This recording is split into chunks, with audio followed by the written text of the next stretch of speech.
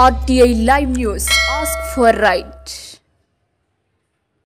కొమరం భీం ఆసిఫాబాద్ జిల్లా సిర్పూర్ నియోజకవర్గం కౌటాల మండల కేంద్రంలోని శివలింగపూర్ గ్రామాన్ని గ్రామ పంచాయతీగా వేరు చేయొద్దని కౌటాల గ్రామ పంచాయతీలో విలీనమై ఉన్న గ్రామాలన్నీ ఒకే గ్రామ పంచాయతీగా ఉంటాయని అవసరం ఉంటే మేజర్ గ్రామ పంచాయతీగా చేయాలని జిల్లా ఉపాధ్యక్షుడు నక్కశంకర్ అన్నారు.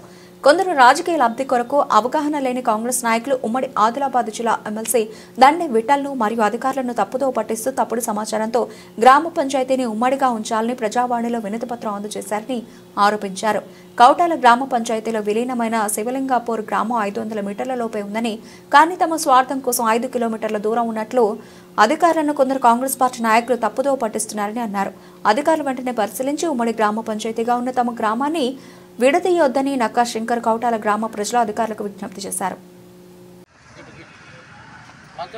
కౌటాల గ్రామ పంచాయతీని మరి విడదీసి శివలింగపూర్ గ్రామ పంచాయతీగా నూతన గ్రామ పంచాయతీ ఏర్పాటు చేయాలని చెప్పి మరి కొందరు స్వార్థ రాజకీయ నాయకులు, కౌటాల మండల కేంద్రానికి చెందిన కొందరు స్వార్థ రాజకీయ నాయకులు అధికారులకు తప్పుడు సమాచారం ఇచ్చి మరి కలిసి ఉన్న కౌటాల ప్రజలను విడగొట్టే, వాళ్ళ సొంత లాభం కోసం, స్వలాభం కోసం విడగొట్టే ప్రయత్నం చేస్తున్నారు.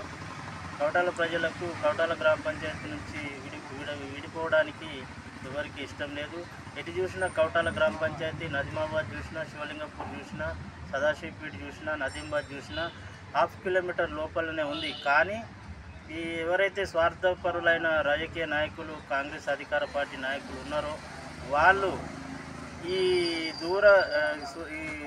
డిస్టెన్స్ని శివలింగపూర్ కౌటాలకు 2 కిలోమీటర్ల కంటే ఎక్కువ ఉన్నదని చెప్పి, నదీంబాద్ కౌటాల గ్రామ పంచాయతీకి 2 కిలోమీటర్ల కంటే ఎక్కువ దూరం ఉన్నదని చెప్పి తప్పుడు సమాచారం అధికారులను మరి తప్పుదో పట్టించి రాంగ్ రిపోర్ట్తో ప్రభుత్వానికి మరి ప్రపోజల్ పంపడం జరిగింది. అధికారులు తప్పకుండా దీని మీద విచారణ చేయాలి. ప్రజలెవరు కోరుకోవడం లేదు గ్రామ పంచాయతీ 2 కావాలని చెప్పి. అవసరమైతే కౌటాల గ్రామ పంచాయతీని మేజర్ గ్రామ పంచాయతీ చేయాలని కోరుకుంటున్నాం.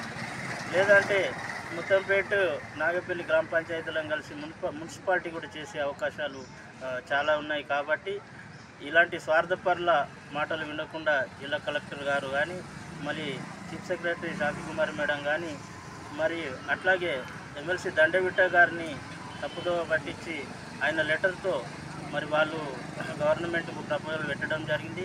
గౌరవనీయులు సీతక్క గారు, గౌరవనీయులు ఆదిలాబాద్ ఎమ్మెల్సీ దండవిట్టల్ గారు ఇద్దరు కూడా దీన్ని పరిగణలోకి తీసుకుంటా ప్రజాభిప్రాయాన్ని గౌరవించి మరి ఈ ప్రయత్నాన్ని విరమించుకోవాలని చెప్పి నేను వారిని కోరుతున్నాను.